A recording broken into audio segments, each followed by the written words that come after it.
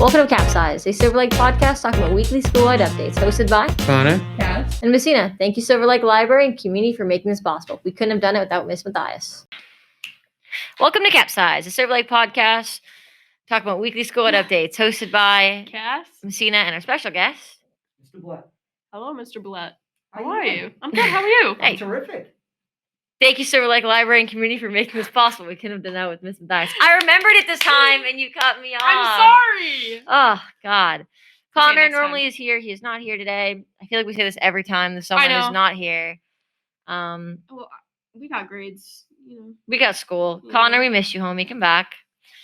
It's been like a day. it's He's not Come here. back. He's not here today, and I'm like, Connor, I miss you, dude. Come back. Capsize isn't the same.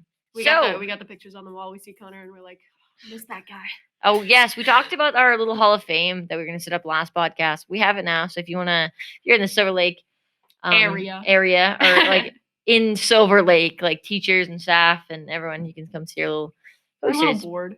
If you'd like to be on the board, you should join the podcast. Yeah.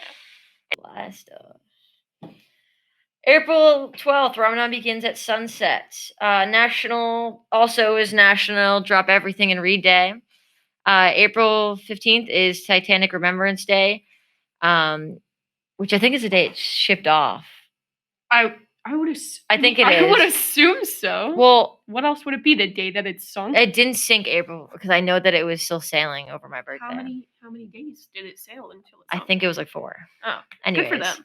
I know they made it pretty far. Go off. Well, okay. That's a lot. Let's just take a moment to be sad Let's take about a the moment. people. April 15th. Nope, already said that one. April 17th is Haiku Poetry Day. That's cool. 422 is Earth Day. 22 is my lucky number. Good for Continue. you. Silver Lake News. Class of 2024 Panera fundraiser is on April 30th. No, April 30th.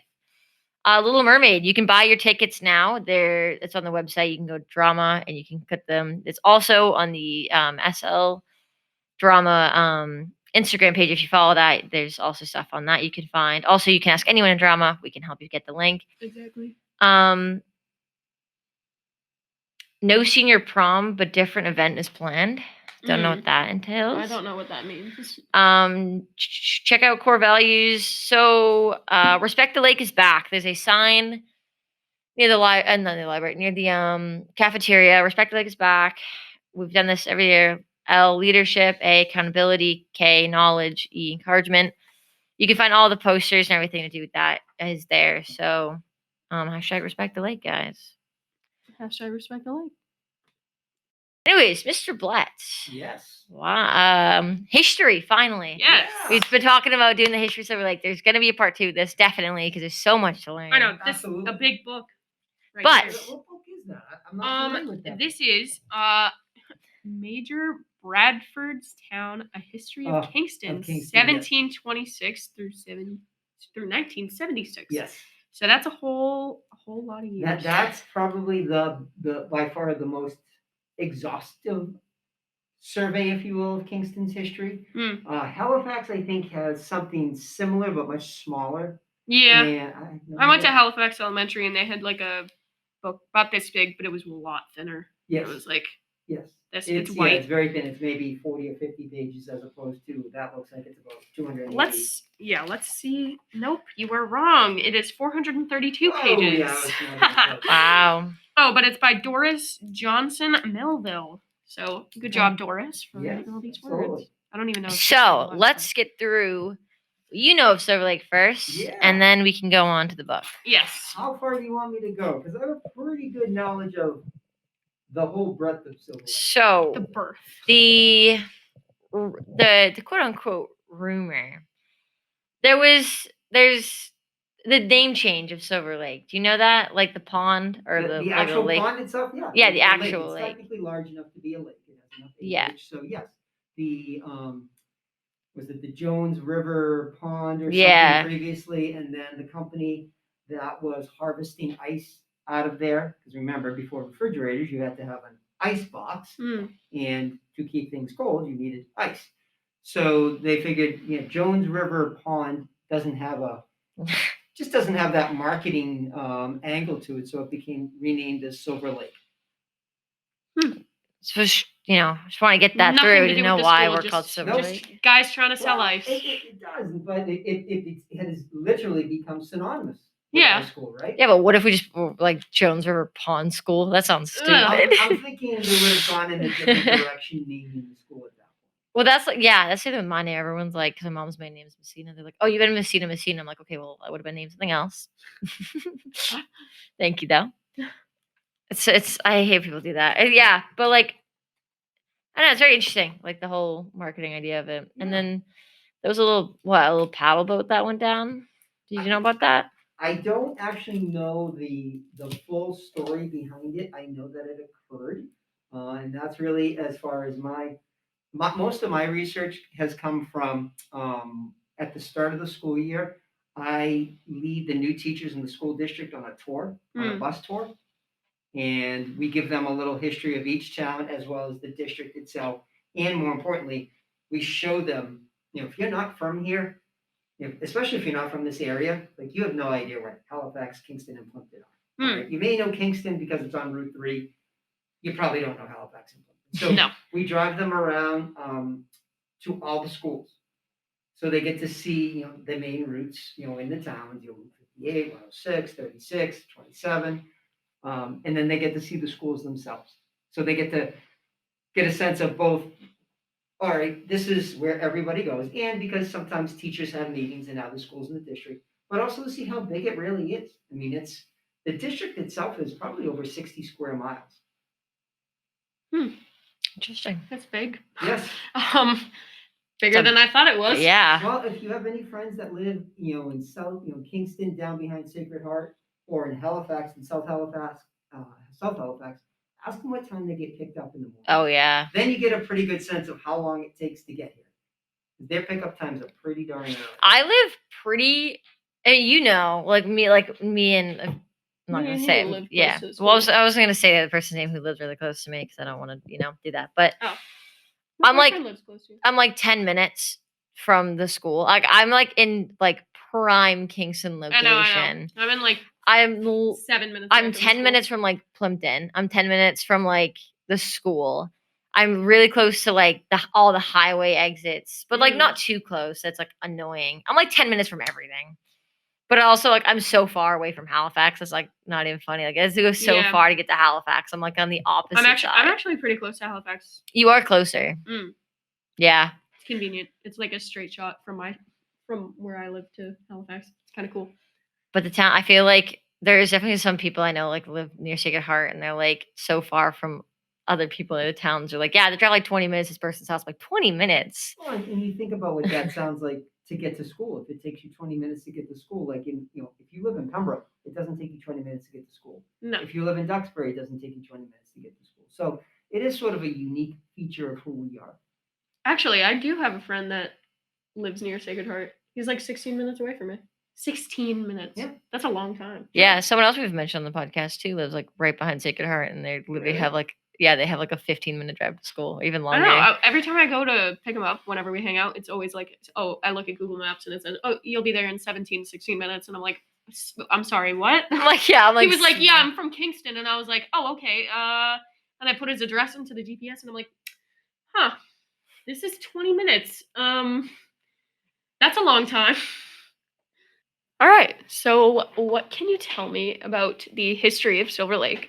Oh, I could probably take you back to the beginning from what I've learned in my research. So our school district was founded in 1952, and that was as these communities started to grow. Previous to World War II, these had been pretty isolated rural agricultural communities.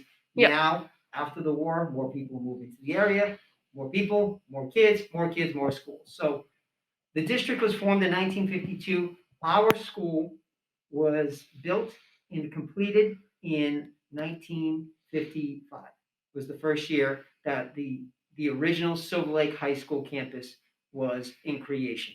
At that point, we were made up of 5 towns, believe it or not. Oh. Halifax, Kingston, Plimpton, Pembroke, the 4 towns that border Silver Lake, Yeah. and Carver. interesting. Carver? Yes. Hmm. Carver wasn't with us long. Carver was out of the district by, I'd say, 1959. And then at that point, they eventually joined up with Plymouth, and it was Plymouth Carver Schools for a long, long time. Yeah. So at that point, when the old building opened, and there's a picture of it in the main office that you can see. When that building opened, it was actually a 7 through 12 school. Oh, And so it was like a combination of the middle Yes. school and the high school? yes, it was a junior, senior high school essentially. So you had, if you looked at the building to the left, there was a wing that shot off. That was the junior high. Mm-hmm. And they had classrooms, and then there was a gym that was attached there. It wasn't much of a gym, but it was a gym, and they would also eat in there as well. And then to the right of that was the main building itself, the high school, the 9 through 12 classes. Well, as the communities began to grow, even after Carver left, it got to a point in the early 1970s where there were so many kids, so many students, you couldn't fit them all in the building at once. So the school had to go on what's called double sessions. Yeah. And that meant that essentially you had half of your school coming in the morning, and you had half of your school, they would go home. Oh, And then the other half like of kind of school- what colleges do with like morning classes and afternoon classes? Well, different in that those are just, in college, you only need a certain number of credits. All right. And It's Yeah. just a matter of when they schedule your classes.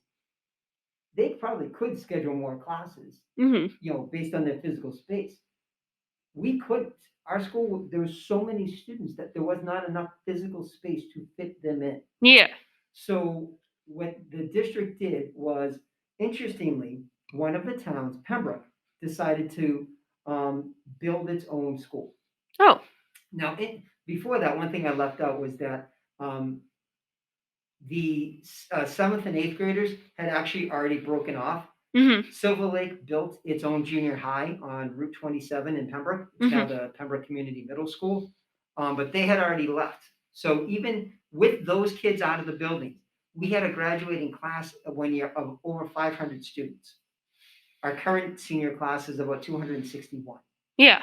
So, and that building was pretty small. It was smaller than I think some people realized, even when you look at the picture. So as they broke off, we added space onto the Kingston campus and also built a Pembroke campus. Mm-hmm. So, The Pembroke Middle School is pretty small compared to yeah, that middle school. Yeah, when you look at it, they're probably, if there are 260 kids in a class, so there's maybe 500, over 500, closer to 600 kids in our middle school. The Pembroke middle school is probably under 500. Yeah. But when they did that, so now we had enough space, but you had the most curious high school around. It was one high school in name, but it had 2 locations. So what would happen was when you were in elementary school, you went to your elementary school, you either went to Halifax, Yeah. the Dennett and Plumpton, or at that point just the Kingston Elementary School. All right. Mm-hmm. The intermediate school didn't get built until 2000. And then when you were in 7th grade, students from all 4 towns went to the Silver Lake Junior High on Route 27 here in Pembroke. When you get to 9th grade, if you were from Kingston, Plimpton, or Halifax, or you were a CTE student from Pembroke, you came to the Kingston campus. If you were a 9 through 12 student from Pembroke, you went to the Pembroke campus. Mm-hmm. So you had all of these students in 2 different places, but we had one principal. We were considered one high school. We had one set of athletic teams, one set of student government. It was the craziest thing ever. Yeah.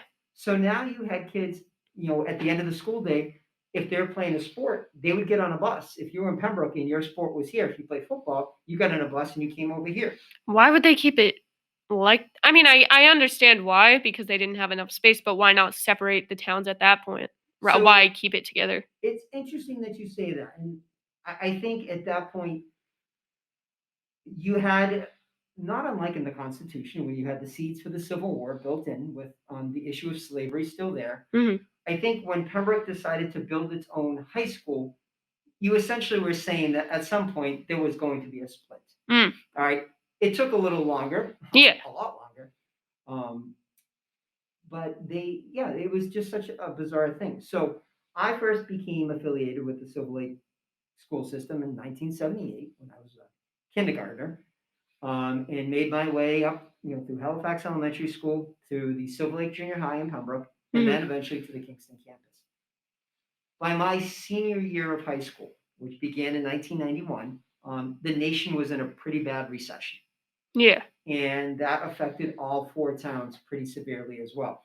So the towns looked at it and said, wait a minute, we have 3 buildings open, but we really only need 2. Yeah. So what the towns decided to do, the region decided to do, was to shut down, to close what was then the Silver Lake Junior High School, and then recombine all the grades so that regardless of what town you were from, if you were in 7th, 8th, and 9th grade, you went to the new Silver Lake Junior High, which is the Pembroke campus, now the Pembroke High School. And if you were from grades 10, 11, and 12, you came over here to the Kingston campus, now just the Silver Lake Regional High School. Yeah. And it stayed that way until the split. In between, in 1995, the school district added a bunch of what are called portable classrooms or modular classrooms. So they brought the 9th graders over. And so from 1995 into 2004, we were a unified 9 through 12 4-town high school. And then 2004, the towns essentially, they divorced. Pembroke, They divorced. Pembroke left the school district. And they took, a lot of their kids left the school district. A lot of teachers left. About 45 to 50% of our staff was gone. Now, many of them had jobs in Pembroke. Others went elsewhere. And then at that point, while Pembroke renovated their high school, we began building our brand new high school, which the planning for the split had been, long and going. So in 2004, the new junior high, the new Silver Lake Junior High, that middle school that you all went through, opened on our campus now. And then our new high school began being built in 2004. The first part of it was completed in 2006, January 2006. We occupied the wings where all the English, history, science, math, foreign language classes are, world language classes are, and the gym. They had to tear down the old school so they could finish the front part of the building with guidance, the main office, the nurse, the auditorium, and then some of the classes out in the CT wing, like where Mr. Shute, Ms. Bates, Ms. Lopes, and then the child care classes are. So it took them about another year, and then in January 2007, our brand new beautiful building was all done. Nice. And here we are. It's weird because I've heard about how they decided to build the courtyard, I guess, was because they wanted like an outdoor amphitheater almost. Yes, it is an outdoor amphitheater. It is, but it's not sort of set up that way. Like there's a lot of hills and bushes and everything. So I think the hills were designed, and I wasn't part of this design, so I'm not sure. But my assumption is that the hills are for people to sit on so that they could watch the show.